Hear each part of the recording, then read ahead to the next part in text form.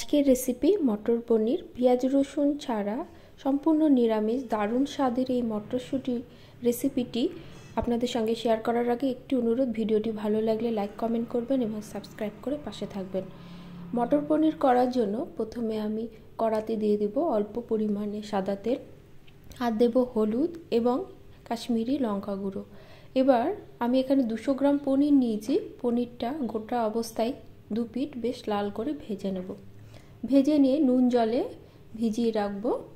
তারপরে ছোট ছোট টুকরো করে নেব। আপনারা আপনাদের পছন্দ অনুসারে কেটে নিতে পারেন। এছাড়াও নেব ক্যাপসিকাম, কাঁচা লঙ্কা, টমেটো, কাজু, কিশমিশ এবং চারমগজ এবং আদা। এবার কড়াতে দিয়ে দেব তেল, তাতে দিয়ে দেব ক্যাপসিকাম। এখানে আমি অর্ধেক ক্যাপসিকাম একটু বড় করে কেটে নিয়েছি। একটি বড় মাপের টমেটো যোগ করব, দিয়ে দেব আদা এবং 4 থেকে 5টা কাঁচা লঙ্কা। এছাড়াও দিয়ে দেব চারমগজ, কাজু এবং কিশমিশ। অল্প নুন দেব, দিয়ে সব উপকরণ মিনিট 3 মতো ভেজে নেব। আমি এখানে 1 কাপ জল যোগ করব। জল যোগ করে ঢাকা দিয়ে সবজিটা আমি সেদ্ধ হতে দেব। সেদ্ধ হয়ে গেলে ঢাকা খুলে দেখে নেব। জলটা শুকিয়ে যাওয়া পর্যন্ত আমি রান্না করে নেব। এবার কড়া থেকে নামিয়ে একটু ঠান্ডা করে নেব। তারপরে মিক্সির বাটিতে সব উপকরণ ঢেলে দেব, আর দেব বেশ কিছুটা ধনে পাতা। অল্প জল যোগ করে একটা স্মুথ পেস্ট করে নেব। এবার কড়াতে দিয়ে দেব সাদা তেল। তেলটা গরম হলে ফোড়নে দেব তেজপাতা, গোটা জিরে এবং গোটা গরম মশলা। গরম মশলাটা একটু থেতো করে দেব, এতে সুগন্ধটা খুব ভালো আসে।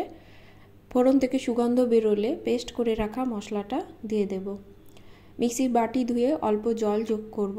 এবার মশলাটা আমি 5 থেকে 6 মিনিট ধীরে ধীরে কষিয়ে নেব।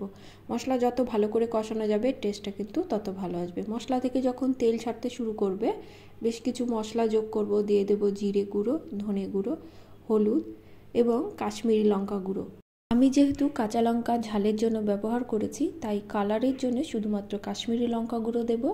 আপনারা ঝাল বেশি পছন্দ করলে ঝাল লঙ্কার গুঁড়ো ব্যবহার করতে পারেন। অল্প জল দিয়ে মশলাটা কষিয়ে নেব। মশলা থেকে যখন তেল ছাড়তে শুরু করবে তখন বেশ কিছুটা মটরশুঁটি দিয়ে দেব। মটরশুঁটিটা কিন্তু আমি হালকা বয়েল করে নিয়েছি। মটরশুঁটির পরিমাণটা একটু বেশি দিতে হবে, যেহেতু মটর পনির একটু মটরশুঁটিটা বেশি হলে ভালোই লাগে। দিয়ে দেব 1 কাপের মতো দুধ। এখানে আমি দুধ ব্যবহার করছি, আপনারা চাইলে মালাইও ব্যবহার করতে পারেন। আমার ঘরে মালাই ছিল না, সেজন্য আমি দুধটা দিয়েছি। মিনিট 2 মতো ভালো করে কষিয়ে নেব। ভেজে রাখা পনিরটাও এবার যোগ করব। সব উপকরণ আরও 2 থেকে 3 মিনিট আমি ভালো করে কষিয়ে নেব। যে কোনো রান্নায় মশলা যত ভালোভাবে কষানো যাবে রান্নার টেস্ট কিন্তু তত ভালো আসে। আমার মশলা কষানোটা 4 থেকে 5 মিনিট হয়ে গেছে। কালারটা দেখুন কতটা সুন্দর এসেছে। এবার আমি এতে দিয়ে দেব জল। এই রান্নাটি একটু গ্রেভি হয়, তাই জলটা খুব একটা বেশি দেবার প্রয়োজন নেই। জল দিয়ে ভালো করে মিশিয়ে নেব। আমি কিন্তু প্রথমে লবণ দিইনি, তাই এবার আমি দিয়ে দেব স্বাদ অনুসারে নুন, আর দিয়ে দেব চিনি। চিনিটা দিলে নিরামিষ রান্নাগুলোর টেস্টটা কিন্তু খুব ভালো আসে। সব উপকরণ দিয়ে ভালো করে মিশিয়ে ঢাকা দিয়ে 5 মিনিটের মতো রান্না করে নেব। মিনিট 5 পরে ঢাকা খুলে দেখে নেব। দেখুন কতটা সুন্দর কালারটা এসেছে। এই মটর পনির আপনারা ভাত, রুটি, পরোটা, পোলাও সব কিছুর সঙ্গে খেতে পারবেন। পেঁয়াজ রসুন ছাড়াও এত টেস্টি মটর পনির আপনারা কিন্তু বাড়িতে অনায়াসে বানিয়ে নিতে পারবেন। রান্নাটি আমার শেষ পর্যায়ে। এবার আমি এতে দিয়ে দেব বাটার। বাটারটা দিয়ে ভালো করে মিশিয়ে নেব। মিশিয়ে নিলেই আমার এই মটর পনির রেডি। রেসিপিটি ভালো লাগলে বাড়িতে তৈরি করার অনুরোধ রইল এবং কমেন্টে কিন্তু আমাকে অবশ্যই জানাবেন। আজ তাহলে এই পর্যন্তই। সকলে ভালো থাকবেন। ধন্যবাদ সকলকে।